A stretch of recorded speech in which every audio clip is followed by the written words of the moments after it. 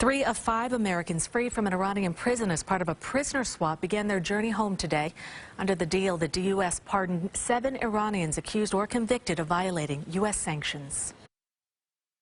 A Swiss Air Force plane carrying 3 Americans who had been imprisoned in Iran landed safely in Geneva today. This picture, posted on a U.S. presidential envoy's Twitter account, is the first of Washington Post reporter Jason Rezaian as a free man. He and fellow former prisoners Amir Hekmati and Saeed Abedini then flew to a U.S. military hospital in Germany where they're being evaluated. President Obama spoke from the White House. Good morning. Today we're united in welcoming home sons and husbands and brothers who in lonely prison cells have endured an absolute nightmare. The Americans, along with one other man, Nosratollah Khosravi Roodsari, who apparently chose to stay in Iran, were part of a swap for 7 Iranians held or charged in the U.S.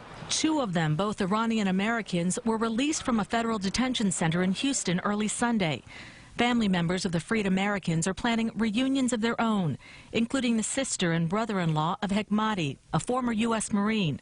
They're traveling with Congressman Dan Kildee from Flint, Michigan to Frankfurt, where they'll see their relative for the first time since 2011. Everything is so surreal. Amir called last night to tell us that, he's on his way. Another American, student Matthew Trevithick, was also freed as part of a separate agreement and is already on his way home.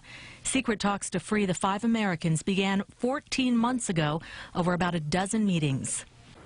Yesterday, the U.S. and other world powers lifted crippling economic sanctions against Iran related to its nuclear program. But the U.S. imposed new sanctions today connected to the country's ballistic missile program, though they're not nearly as restrictive.